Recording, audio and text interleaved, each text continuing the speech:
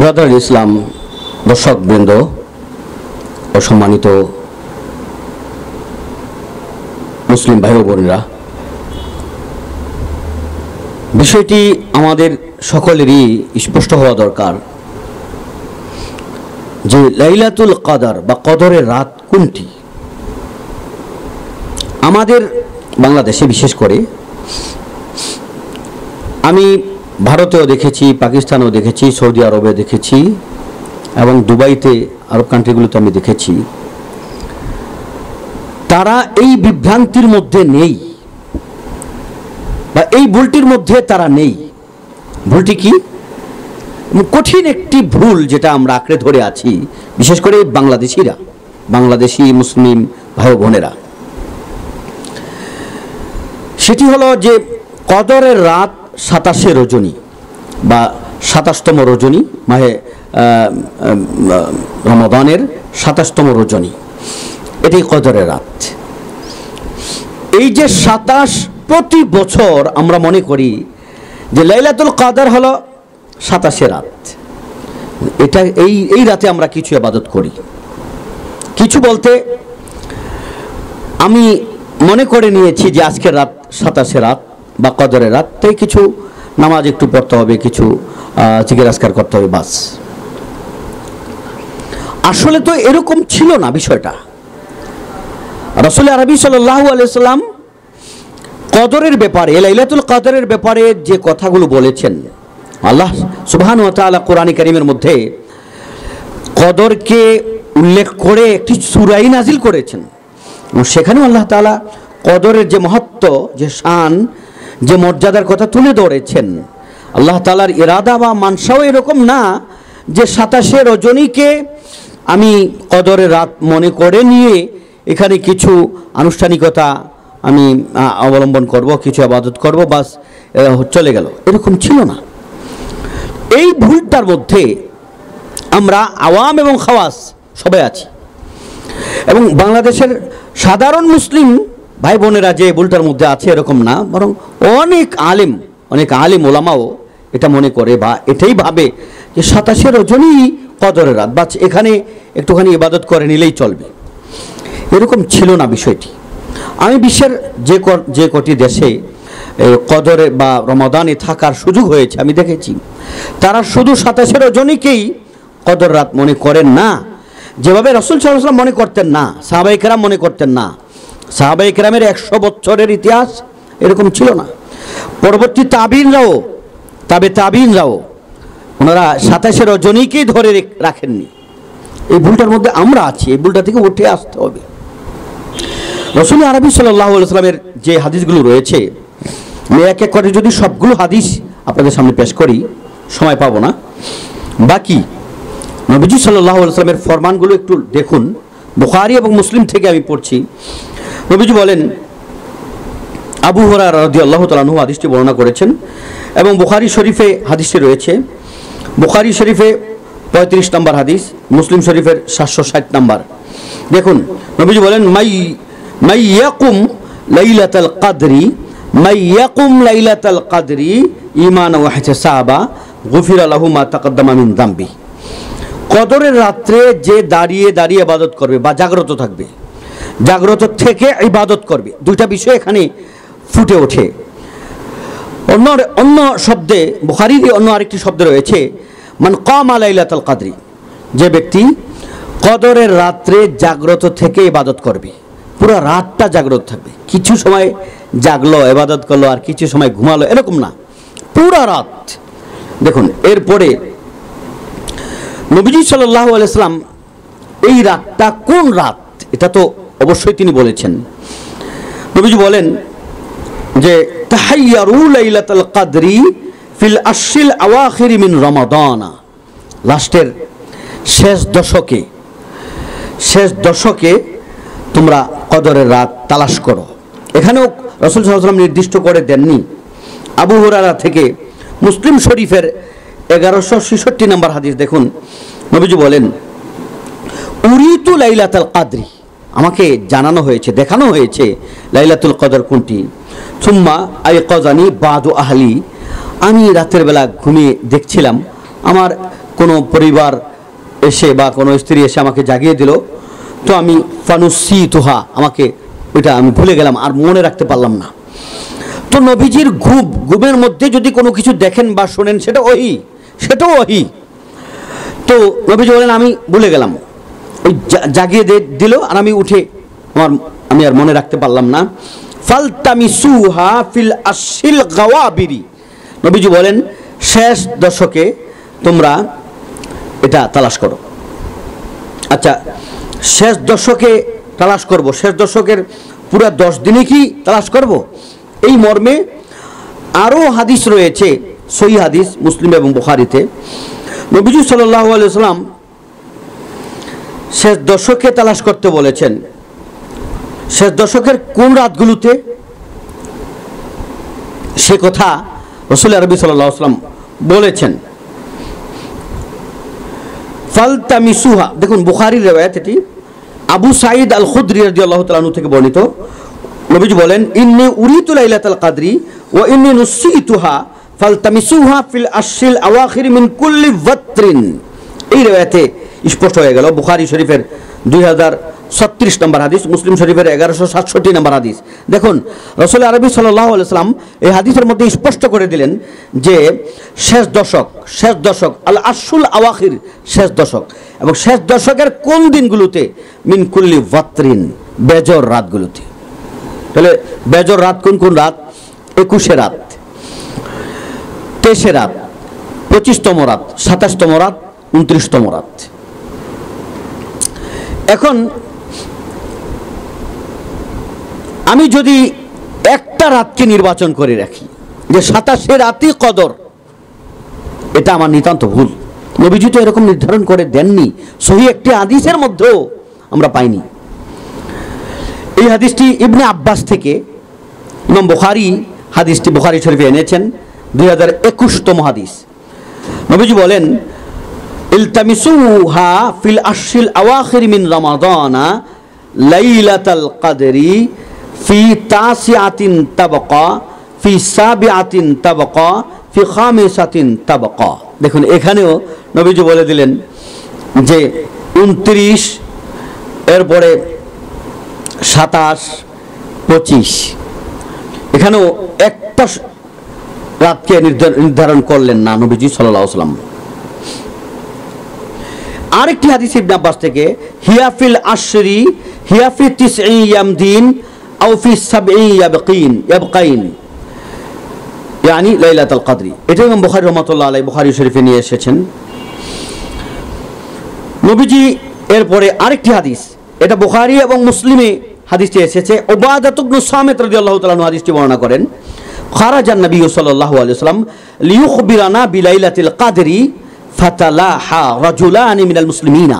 নবীজি একদিন বের হলেন আমাদের হুজরা শরীফ থেকে আমাদের দিকে আসতেছিলেন। তো এমন সময় দেখলেন মসজিদের বাহিরে দুইজন মুসলিম তর্ক বিতর্ক বা ঝগড়ার মধ্যে লিপ্ত হয়ে আছে। নবীজি ওদিকে গেলেন, ওদিকে গিয়ে নবীজি আমাদেরকে যে টাইমটা বলতেন, রাত্রে কোন রাত্রটা, সেটা ভুলে গেলেন।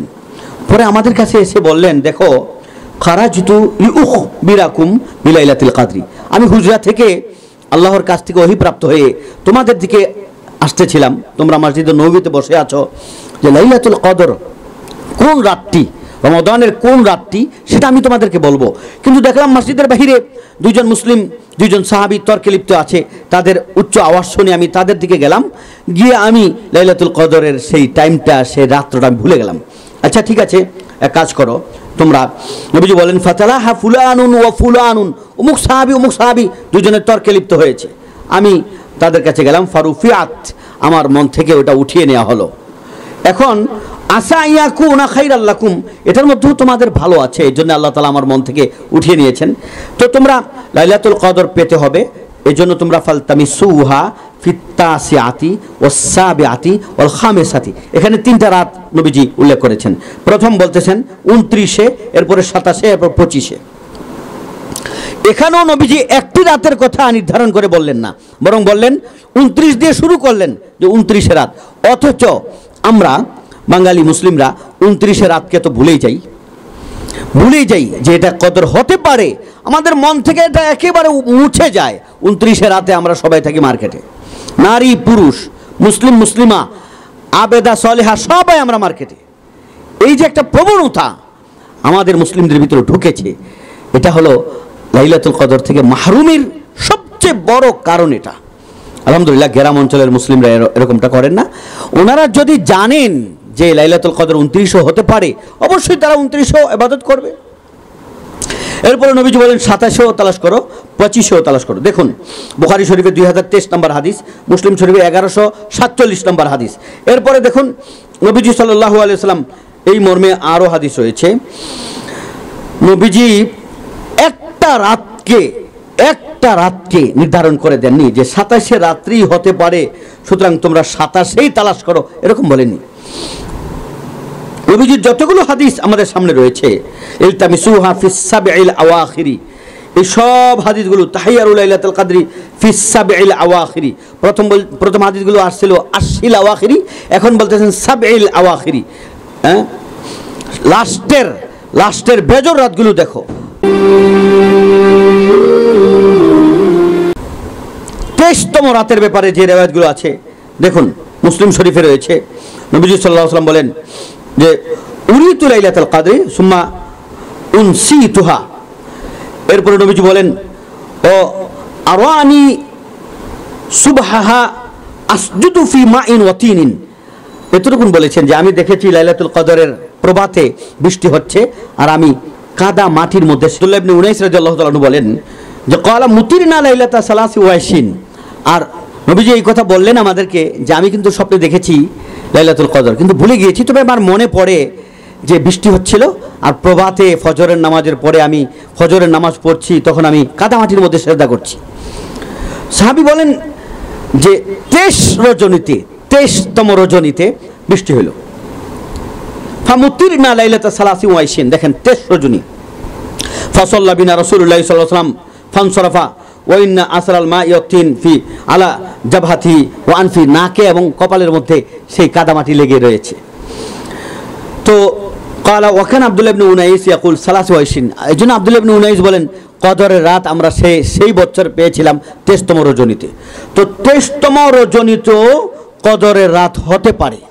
তো আমরা যে হাদিসগুলো পেলাম 27, 29, 23, 25। এবার দেখুন মুসলিম শরীফের 27তম রজনীর ব্যাপারে যে হাদিস এসেছে, নবীজি বলেন যে আমারানা রাসূলুল্লাহ সাল্লাল্লাহু আলাইহি ওয়াসাল্লাম বিকিয়ামিহা হিয়া লাইলাতু 27, আমাদেরকে বললেন তোমরা জাগ্রত থাকো, রাত ভর ইবাদত করো, ঘুমাবে না, সেটা হলো 27তম রাত। তো 27তম রাতের ব্যাপারেও নবীজির হাদিস আছে। তো 27তম রজনী এই ব্যাপারেও হাদিস রয়েছে, 29তম রজনী এই ব্যাপারেও হাদিস রয়েছে, 23তম 25তম সবগুলো হাদিসে আমরা পড়ে দিলাম। দেখুন কিছু আলামত নবীজি বলে দিয়েছেন।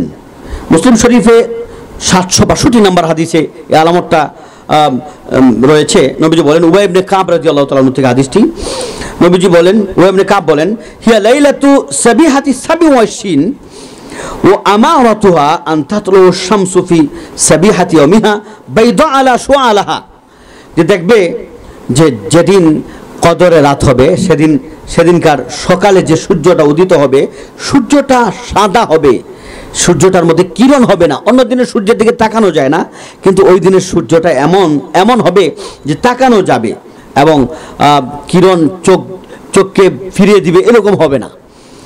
এই আলামতটা আমরা পাই সহিহ হাদিসে। দর্শকবৃন্দ, এতগুলো হাদিস থাকার পরে আমরা যদি মনে করি 27তম রজনী কদরের রাত আর এই রাতটিতেই জাগি বা ইবাদত করি, এটা আমাদের নিতান্ত ভুল। 27তম রজনীতেও আমাকে জাগতে হবে, 29তম রজনীতেও আমাকে ইবাদত করতে হবে এবং 25তম, 23তম, 21তম। যেমন গত রাত্রে শুরু হলো কদর রাত হতে পারে, কিন্তু এই রাত্রে অনেকে গাফেল। আলহামদুলিল্লাহ যারা জেগে জেগে ইবাদত করেছেন, এতেকাফেও যারা, আমি এই ক্ষেত্রে আরেকটি কথা না বললেই নয়, যারা এতেকাফে বসেছেন তারাও যদি মসজিদে ঘুমিয়ে থাকেন তাহলে কিন্তু কদর পাওয়া গেল না। কদর পাওয়ার জন্যে প্রথম শর্ত হলো সমস্ত প্রকারের মাসিয়ত থেকে আপনাকে আগে বাঁচতে হবে। দ্বিতীয় প্রকারের হলো আপনাকে ইবাদত করতে হবে। সেই ইবাদত আপনি মসজিদে করেন, আর ঘরে করেন, আর সে মক্কায় গিয়ে করেন, মদিনায় গিয়ে করেন, বা যে কোনো জায়গাতেই আপনি করেন, ইবাদতে নিমগ্ন থাকতে হবে, ঘুমানো যাবে না। কারণ রাসূল আরবি সাল্লাল্লাহু আলাইহি ওয়াসাল্লামের জীবনীতে আমরা পাই যে নবীজি সাল্লাল্লাহু আলাইহি ওয়াসাল্লাম কদরের রাতে উনি জেগে জেগে ইবাদত করেছেন। কারণ হলো, আপনি দেখুন, নবীজি সাল্লাল্লাহু আলাইহি ওয়াসাল্লাম তার জীবনীতে আমরা এমন কোনো রাত খুঁজে পাইনি যে নবীজি সাল্লাল্লাহু আলাইহি ওয়াসাল্লাম সেই রাতে সারা রাত ইবাদত করেছেন, একটু ঘুমাননি। এরকম রাত আমরা নবীজির জীবনীতে আমরা খুঁজে পাইনি। কারণ নবীজি সাল্লাল্লাহু আলাইহি ওয়াসাল্লামের সারা বছরের আমলই ছিল উনি রাত্রে জাগ্রত থাকতেন, কিছু ইবাদত করতেন এবং কিছু রাত ঘুমাতেন। আল্লাহ তাআলা কোরআনে এরকম নির্দেশ তাকে দিয়েছেন, ইয়া আইয়ুহাল মুযাম্মিল কুমিল লাইলা ইল্লা কালিলা নিসফাহু আও ইনকুস মিনহু কালিলা আও জিদ আলাইহি ওয়ারাত্তিলিল কুরআনা তারতিলা। নবীজিকে বলছেন যে হে, আপনি না দাঁড়িয়ে দাঁড়িয়ে নামাজ পড়েন পুরা রাত, কিছু ঘুমান, হ্যাঁ কিছু ঘুমিয়ে নেন, কুমিল লাইলা ইল্লা কালিলা, আপনি সারা রাত দাঁড়িয়ে দাঁড়িয়ে নামাজ পড়েন, সারা রাত জাগ্রত থাকেন। এখানেও আল্লাহ তাআলা কুম শব্দ ব্যবহার করেছেন, কুমিল লাইলা, রাত ভর ইবাদত করেন, রাত জেগে থাকেন, ইল্লা কালিলা, তবে কিছু কিছু কি পরিমাণ, আল্লাহই বলে দিচ্ছেন নিসফাহু, অর্ধেক রাত ইবাদত করেন, অর্ধেক রাত ঘুমিয়ে থাকেন। নিসফাহু আও ইনকুস মিনহু কালিলা, হ্যাঁ এর চেয়ে একটু বেশিও ঘুমাতে পারেন, একটু বেশিও ইবাদত করতে পারেন, একটু কমও ঘুমাতে পারেন, একটু কমও ইবাদত করতে পারেন। আও জিদ আলাইহি ওয়ারাত্তিলিল কুরআনা তারতিলা, কম ঘুমান, কম ইবাদত করেন, বেশি ঘুমান, বেশি ইবাদত করেন, তবে সারা রাত ঘুমাবেন না, সারা রাত ইবাদতও করবেন না। এটাই হলো এই আয়াতগুলোর মর্মার্থ, আর এটাই আল্লাহ রাসূল সাল্লাল্লাহু আলাইহি ওয়াসাল্লাম তার জীবনীতে তিনি বাস্তবায়ন করেছেন। দর্শকবৃন্দ, কিন্তু নবীজি সাল্লাল্লাহু আলাইহি ওয়াসাল্লামের সারা জীবনে আমরা যে রাতগুলো নির্ঘুম অবস্থায় আমরা পাই, নবীজি ঘুমানি নাই, সারা রাত ইবাদত করেছেন। এই মর্মে হাদিস রয়েছে, নবীজি সাল্লাল্লাহু আলাইহি ওয়াসাল্লামের যে হাদিসগুলো এই ব্যাপারে রয়েছে যে নবীজি সারা রাত ইবাদত করতেন, সারা রাত ইবাদত। সেই রাতগুলো হলো এই আশুল আওয়াখির, আল আশুল আওয়াখির মিন রমাদান, রমাদানের শেষ 10 রাত। এই শেষ 10 রাতের ব্যাপারে নবীজি সাল্লাল্লাহু আলাইহি ওয়াসাল্লামের ব্যাপারে নবীজির স্ত্রী হযরত আয়েশা রাদিয়াল্লাহু তাআলা আনহা বলেন, সেই বক্তব্যটি, সেই হাদিসটি ইমাম বুখারী রাহমাতুল্লাহ আলাইহি বুখারী শরীফে, ইমাম মুসলিম রাহমাতুল্লাহ আলাইহি মুসলিম শরীফে স্থান দিয়েছেন, এনেছেন। নবীজি সাল্লাল্লাহু আলাইহি ওয়াসাল্লামের ব্যাপারে মা আয়েশা বলেন, কানা রাসূলুল্লাহ সাল্লাল্লাহু আলাইহি ওয়াসাল্লাম ইজা দাখালাল আশরু আহইয়াল লাইলা, সারা রাত তিনি জাগ্রত থাকতেন। ও আইকাযা আহলা, শুধু তিনিই না, তার পরিবারের সব সদস্যকে তিনি জাগ্রত রাখতেন। এরপরে ওয়াজাদ্দা ওশাদ্দাল মিজারা, উনি খুব মেহনত করতেন, খুব মেহনত করতেন, এবং কোমরে গামছা বেঁধে একজন মানুষ যেমন মেহনতে কষ্টের কাজে নেমে যায়, নবীজি ওই রকমই যেন কোমরে গামছা বেঁধে নিতেন। আসলে তো গামছা বাঁধতেন না, এটা একটা উপমা দেওয়া হয়েছে। নবীজি এমন কঠিনভাবে নিজেকে প্রস্তুত করে নিতেন। দেখুন, কানা নবী সাল্লাল্লাহু আলাইহি ওয়াসাল্লাম ইযা দাখালাল আশরু শাদ্দা মিজারাহু ওয়া হায়া লাইলাহু ওয়া আইকাযা আহলাহু। এই মর্মে বুখারীতেও মুসলিমেও বিভিন্ন শব্দ চেঞ্জ করে হাদিস রয়েছে। তো সবগুলো হাদিস এটাই প্রমাণ করে যে রাসূলুল্লাহ সাল্লাল্লাহু আলাইহি ওয়াসাল্লাম এই রাতগুলোতে ঘুমাতেন না, নির্ঘুম অবস্থায় তিনি রাত কাটিয়ে দিতেন, এবং ইবাদত, সাজদা এবং দোয়া হাদিসে এসেছে রাসূল সাল্লাল্লাহু আলাইহি ওয়াসাল্লাম এই রাতগুলোতে খুব কাকুতি মিনতি করে আল্লাহ তাআলার কাছে দোয়া করতেন। তো নবীজি সাল্লাল্লাহু আলাইহি ওয়াসাল্লাম যেখানে তার কোনো গুনাহই ছিল না, তিনি এই রাতগুলোতে বেজর এবং জোর 10ই রাতে তিনি জাগ্রত থাকতেন। আহইয়া লাইলাহু, প্রত্যেক রাত্রেই, বিসাহারি লিল ইবাদাতি ওয়া আইকাযা আহলাহু, কেন জাগ্রত করতেন, কেন লিউসাল্লু মিনাল লাইল, রাতভর যাতে তারা নামাজ পড়েন, এই জন্য পরিবারের সকলকে জাগিয়ে দিতেন।